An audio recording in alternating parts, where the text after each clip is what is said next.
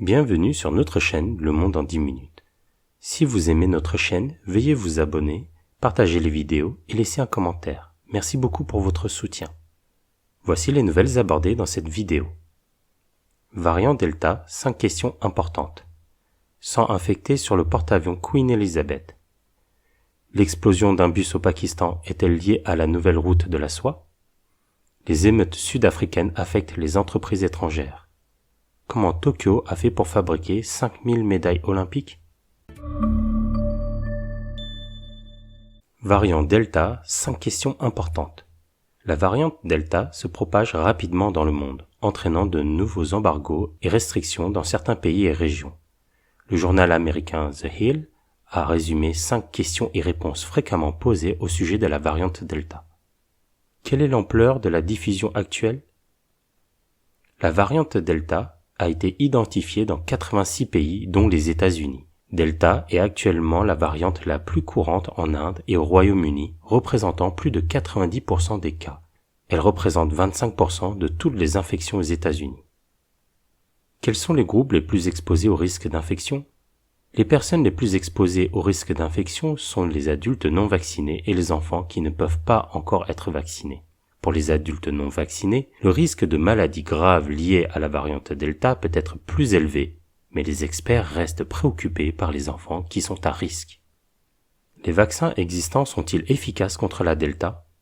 Une étude menée au Royaume-Uni a montré que le vaccin Pfizer était efficace à environ 88% pour prévenir la maladie symptomatique causée par la variante Delta. Dois-je faire un rappel de vaccination pour combattre la variante du virus? Les bons résultats des vaccins Pfizer et Moderna semblent indiquer qu'une vaccination de rappel n'est pas nécessaire. Au moins, ces deux vaccins peuvent faire face à la variante Delta. Dois-je porter un masque? Si vous n'avez pas été vacciné, vous devrez porter un masque à l'intérieur ou dans les lieux publics. Dans les zones où les taux de transmission sont élevés, les experts recommandent de porter un masque à l'intérieur, même si vous avez été vacciné. 100 infectés sur le porte-avions Queen Elizabeth. Le HMS Queen Elizabeth, un groupe d'attaque du porte-avions britannique qui a quitté le Royaume-Uni pour une croisière mondiale en mai de cette année, participait récemment à un exercice militaire de grande envergure avec l'armée américaine dans l'océan Indien lorsqu'il a été révélé qu'une centaine de personnes à bord étaient infectées par le Covid-19. Le ministre britannique de la Défense, Ben Wallace, a déclaré que l'épidémie était sous contrôle, les 3700 soldats déployés ayant reçu 2 doses de vaccin Covid-19. Tous les officiers et les hommes seront protégés contre la maladie en portant des masques, en gardant des distances sociales et en suivant des tests. La déclaration souligne également que le Queen Elizabeth et l'USS Reagan continueront à se rendre au Japon après leurs exercices intensifs et que le Royaume-Uni et le Japon tiendront des exercices conjoints comme prévu. Le groupe de combat du porte-avions continuera à fonctionner sans aucune incidence sur le déploiement global. L'explosion d'un bus au Pakistan est-elle liée à la nouvelle route de la soie? Le matin du 14 juillet, un bus transportant des ingénieurs chinois vers le site d'une centrale hydroélectrique à Dazou, dans le nord du Pakistan, est tombé dans une vallée après l'explosion d'une bombe. On sait qu'au moins 13 personnes ont été tuées et 39 blessées, dont 9 Chinois tués et 28 blessés. On ne sait pas si l'explosion provenait d'un dispositif en bord de route ou si elle se trouvait à l'intérieur du véhicule. Le barrage de Dazou fait partie du corridor économique Chine-Pakistan CPEC et constitue un pôle stratégique et un projet phare de l'initiative Belt and Road de Pékin.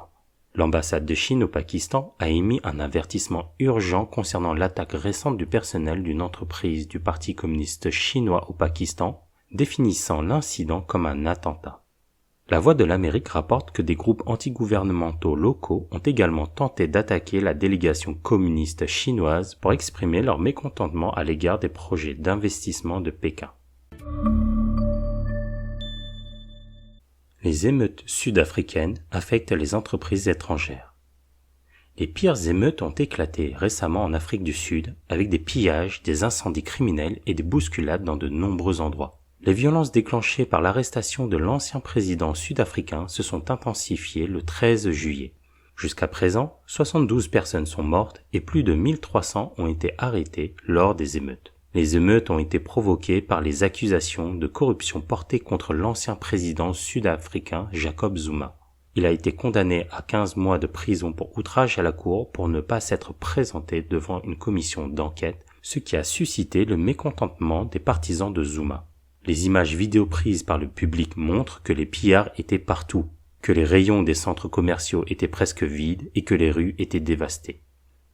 Le président sud-africain Cyril Ramaphosa a qualifié ces violences et ces manifestations de plus meurtrières depuis la fin de l'apartheid en Afrique du Sud il y a 27 ans.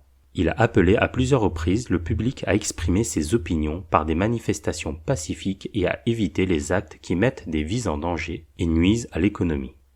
L'agence de presse sud-coréenne Yonhap rapporte que LG, une entreprise sud-coréenne basée dans la ville côtière orientale, et ses produits électroniques ont été pillés et ses usines incendiées.